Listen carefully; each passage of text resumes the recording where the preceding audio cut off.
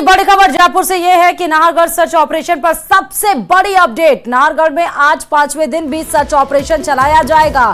Search operation में helicopter का इस्तेमाल किया जाएगा। लापता राहुल की तलाश में हेलीकॉप्टर का इस्तेमाल होगा। घने जंगल में 4 दिन से कॉम्बिंग सर्च ऑपरेशन चल रहा है। एनडीआरएफ एसडीआरएफ की टीम रेस्क्यू ऑपरेशन लगातार जारी है, लेकिन हर जगह जहां पर भी रेस्क्यू ऑपरेशन की टीम पहुंच रही है वहां पर सन्नाटा पसरा हुआ ही नजर आ रहा है। और आखिरकार आज हेलीकॉप्टर ड्रोन की मदद से लगातार निगरानी की जा रही थी, लेकिन कोई सफलता हाथ नहीं लगी। 5वें दिन भी रेस्क्यू ऑपरेशन जारी और 5वें दिन अब हेलीकॉप्टर का इस्तेमाल होगा। भरसक ये उम्मीद के साथ कि आज हेलीकॉप्टर के इस्तेमाल के बाद लगभग जो दूसरे बेटे घर का गायब है उसका पता चल पाएगा। बता दें कि दोनों बच्चे घर के, आपको बता दें कि वो रात में घूमने के लिए गए थे, लेकिन तभी वो लापता हो गए थे। विष्णु ज्यादा जानकारी के साथ संवाददाता फोन लाइन पर कनेक्ट है। विष्णु, 5वें दिन भी सर्च ऑपरेशन जारी, क्या जानकारी? और आज तो हेलीकॉप्टर का भी इस्तेमाल हो रहा है। देखिए, बिल्कुल राहुल की तलाश में आज संभवतः हेलीकॉप्टर की मदद ली जाएगी, क्योंकि कल ऐसा विचार बना था जयपुर पुलिस का कि क्यों ना हेलीकॉप्टर को बुलाया जाए, उसकी मदद से भी पहाड़ी के दुर्गम घने जंगलों में राहुल की एक बार खोजबीन करवा ली जाए। और इसी कड़ी में आज ड्रोन के साथ साथ हेलीकॉप्टर की मदद ली जाएगी, क्योंकि जयपुर में बारिश का मौसम काफी चल रहा है। बारिश कई बार हो रही है, घने बादल भी है। ऐसे में यदि मौसम साफ हुआ तो हेलीकॉप्टर को आज करीब दोपहर 12 बजे तक बुलवाने का विचार है, उसकी मदद से सर्च करवाने का विचार है। क्योंकि इस बार जयपुर पुलिस का ये सबसे बड़ा सर्च ऑपरेशन है कि 5 दिन में से राहुल का पता नहीं है, जो कि रविवार को अपने भाई के साथ लापता हुआ था नाहरगढ़ के जंगलों में। तो ऐसे में आज हेलीकॉप्टर की मदद ली जाएगी। और वहीं सबसे बड़ी बात यह है कि 4 दिन के बाद में आशीष के भी शव का कल पोस्टमार्टम करवाया गया। सहमति कई मुद्दों में बनी है। उसके अलावा जो 18 सदस्य, ठीक है, बहुत बहुत शुक्रिया विष्णु तमाम जानकारी देने के लिए। तो बड़े बेटे आशीष का पता तो चल गया, लेकिन राहुल की तलाश में 5वें दिन भी सर्च ऑपरेशन, तमाम जो रेस्क्यू ऑपरेशन चल रहे थे उसके साथ साथ हेलीकॉप्टर की मदद भी आज ली जाएगी। नाहरगढ़ पहाड़ी में आपको बता दें कि रविवार को ही 2 भाई लापता हो गए थे। 24 घंटे के सर्च ऑपरेशन के बाद एक का पता तो चल गया, लेकिन 5वें दिन भी अभी दूसरे बेटे की तलाश जारी है। नाहरगढ़ पहाड़ी पर रविवार को लापता हुए 23 साल के राहुल पराशर की तलाश में अब तक का सबसे बड़ा सर्च ऑपरेशन जयपुर पुलिस के द्वारा चलाया जा रहा है। नॉर्थ जिले के 5 थानों का 60 पुलिस कर्मियों का जाब्ता, सिविल डिफेंस की जवान, एनडीआरएफ और एसडीआरएफ की रेस्क्यू टीम, वन विभाग के कर्मचारी, स्थानीय लोग, डॉग स्क्वाड की टीम, सब मिलाकर 300 लोग इस कॉम्बिंग सर्च ऑपरेशन में जुटे हुए हैं। वो अभी तक, जबकि शेरों के गढ़ नाहरगढ़ में घने जंगल में पैंथर के मूवमेंट का असर रहता है, लेकिन अब तक लापता चल रहे राहुल का कोई सुराग नहीं मिला। न्यूज 18 संवाददाता विष्णु शर्मा ने लगातार जयपुर के अब तक के सबसे बड़े सर्च ऑपरेशन की लाइव कवरेज भी की है। न्यूज 18 की सबसे बड़ी कवरेज में पहाड़ी के चप्पे चप्पे पर पुलिस की नजर है। नाहरगढ़ के जंगलों में रविवार से लापता राहुल की तलाश में जगह जगह चप्पे चप्पे को छाना जा रहा है। और यहीं पर आप देख सकते हैं कि एक बार फिर से हथनी कुंडी की तरफ जाने वाले रास्ते में ये जो टीम है वो यहाँ पर चल रही है। बीच में जो है ये जो झरने वाला पानी, आप देख सकते हैं कि हर तरीके से पुलिस और स्थानीय लोग मिलकर के पिछले 72 घंटों से इस सर्च ऑपरेशन को अंजाम दे रहे हैं, कामयाब दे रहे हैं। लेकिन अब तक राहुल कहाँ है उसका कोई सुराग नहीं लगा। एक बार फिर से बात करेंगे एसीपी भोपाल सिंह भाटी जी से। सर, 72 घंटे लगभग हो गए, चप्पे चप्पे को छान मारा है, क्या लग रहा है कहाँ तक ऑपरेशन चल रहा है? ऑपरेशन आप जैसे देख रहे हैं कि जो पूरा वाइल्ड एरिया है और जो स्पॉट और जो लोकेशन सही है उसके रेडियस में करीब 8 से 10 किलोमीटर हमने चप्पा छान मारा है अभी तक। जी। अब आगे स्थानीय जो लोग हैं, चाहे वन विभाग के हों, जो गडरी हों, उनसे भी पूछ के भी हम चल रहे हैं कि कोई हिस्सा बच नहीं गया हो। तो उसी के अकॉर्डिंग में हम मैं देख रहा हूँ दोनों टीमें बना रहे हो, क्रॉस एग्जामिन कर रहे हो, मतलब क्रॉस हो रहा है, वो सब कुछ टीमें आमने सामने होकर आ रही हैं, फिर भी कोई सुराग लग नहीं पाया राहुल का। हाँ, जैसा अभी देखा कि हमारी टीम जा रही है और सामने से भी एक टीम आ रही है, क्रॉस हुई है। तो एक जो छोटी छोटी पगडंडी है, बड़ी पगडंडी है, इसको हमने किसी को भी हमने छोड़ा नहीं है, एक को भी। अब वही अभी तक कुछ सुराग नहीं लगा है, लेकिन देखते हैं। फिर अब कहाँ चल रहे हैं बंदे यहाँ पर इस समय? अभी ये जो हथनी कुंड है उसके हम नीचे की साइड से जा रहे हैं। ऊपर का भी हमने सर्च किया है, और जो सामने जो विद्यानगर और जो बट्टा बस्ती की तरफ से नीचे से जो रोड आ रही है वहाँ से ऐसे जो बट्टा बस्ती भी अपने एसडीआरएफ टीम को लेके उन्होंने भी सर्च किया है। अब इस वजह से और देख लेते हैं। तो देखिए ये जो पूरी टीम है अलग अलग जगहों से अलग अलग टीमें बना करके ट्रुप्स के रूप में पहाड़ी के अलग अलग इलाकों में उनको भेजा जा रहा है ताकि किसी भी तरीके से राहुल कहाँ है उसका पता लगाया जा। और चले खबरों में आगे बढ़ते बताते चलें कि बुधवार को भजनलाल सरकार की कैबिनेट बैठक हुई जिसमें कई बड़े फैसले लिए गए। बैठक में 10 एजेंडों पर चर्चा हुई और इसके साथ ही आरक्षण और पेंशन पर भी विचार हुआ। कैबिनेट की बैठक में क्या खास रहा, देखिए इस रिपोर्ट में। सीएम ने खोला राहत का पिटारा, पुलिस भर्ती में महिलाओं को सहारा। उपचुनाव से पहले सीएम का ऐलान, पेपर लीक का जल्द होगा समाधान। प्रदेश के हित के लिए मुख्यमंत्री भजनलाल शर्मा लगातार निर्णय ले रहे हैं। एक बार फिर सीएम भजनलाल शर्मा ने कैबिनेट की बैठक में कई बड़े मुद्दों पर निर्णय लेकर अपने काम करने के अंदाज को साबित कर दिया। आज भी सीएमओ में मुख्यमंत्री भजनलाल शर्मा की अध्यक्षता में करीब 30 मिनट तक बैठक चली। बैठक में सीएम भजनलाल शर्मा ने पुलिस विभाग में महिलाओं को 33% आरक्षण देने का फैसला किया। कैबिनेट की बैठक के बाद डिप्टी सीएम प्रेमचंद बैरवा ने ब्रीफ किया। विधानसभा चुनाव से पहले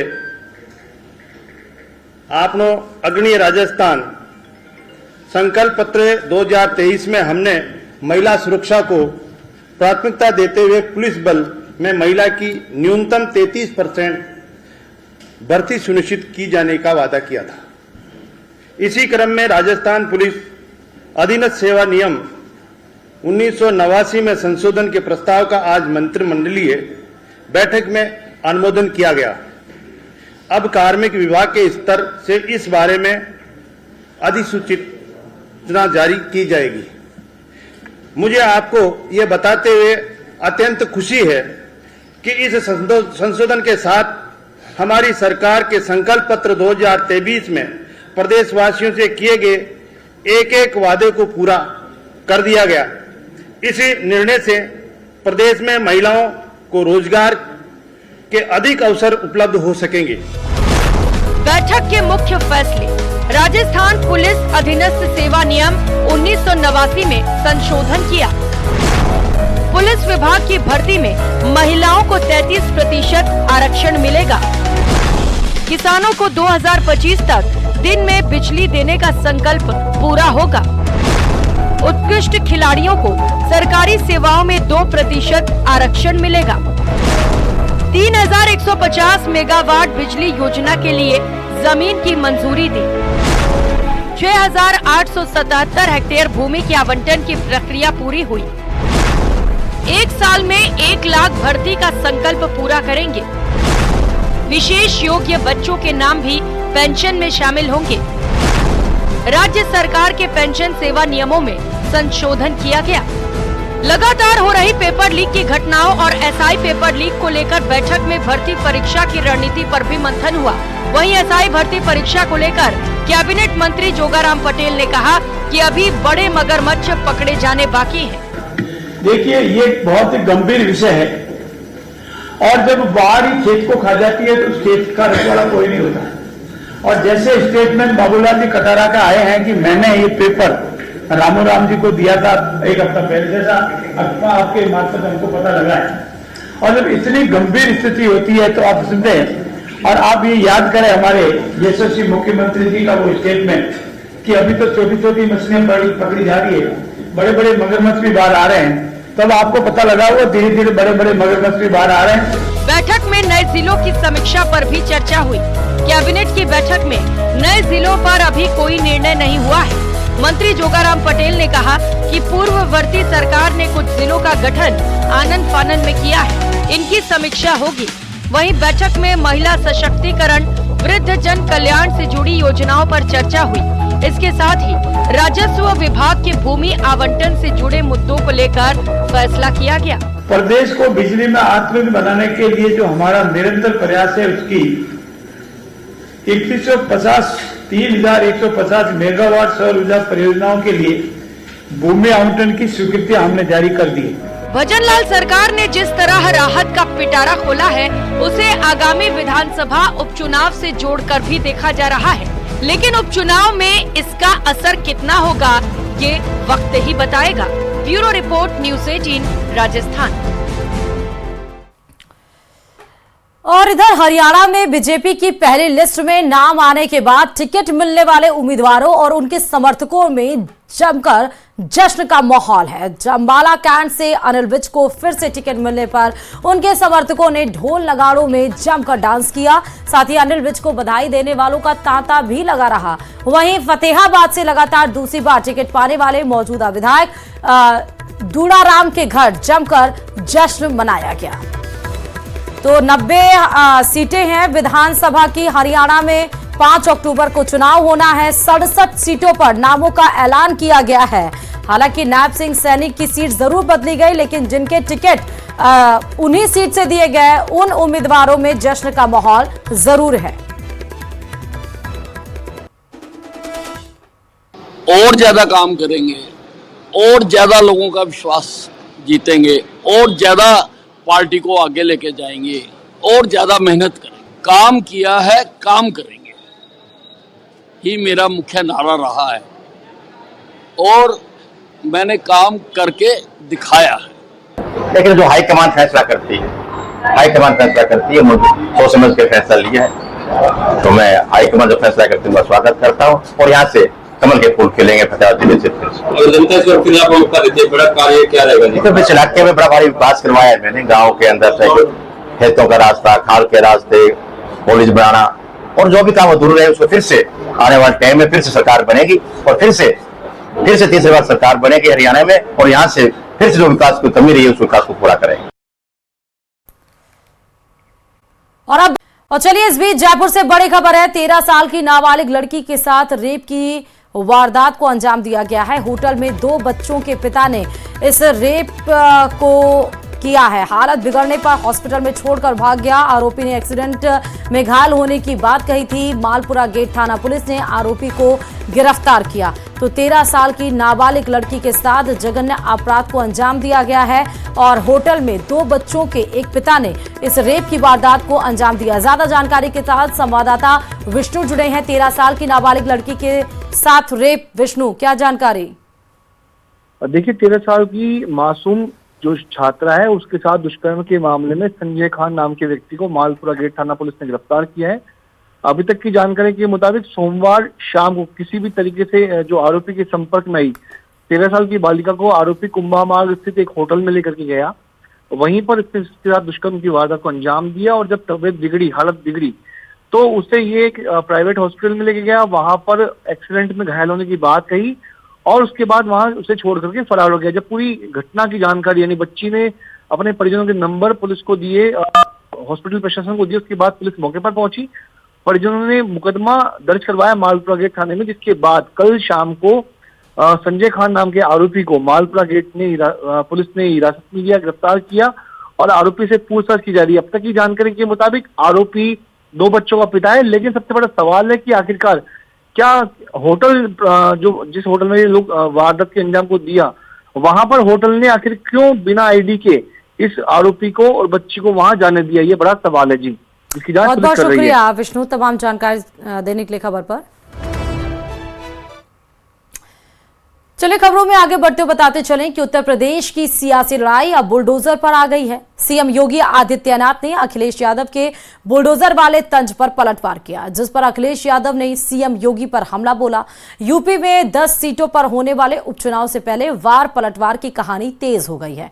इस बार सियासी घमासान का केंद्र बना है योगी सरकार का बुलडोजर मॉडल। देखिए रिपोर्ट।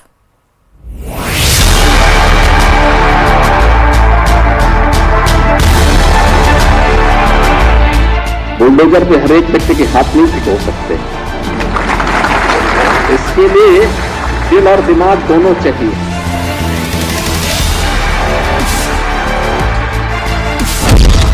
यूपी में उपचुनावों से पहले जुबानी संग्राम,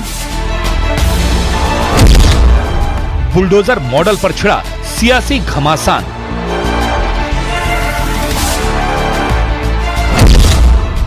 बुलडोजर वाला कलेश, योगी वर्सेस अखिलेश।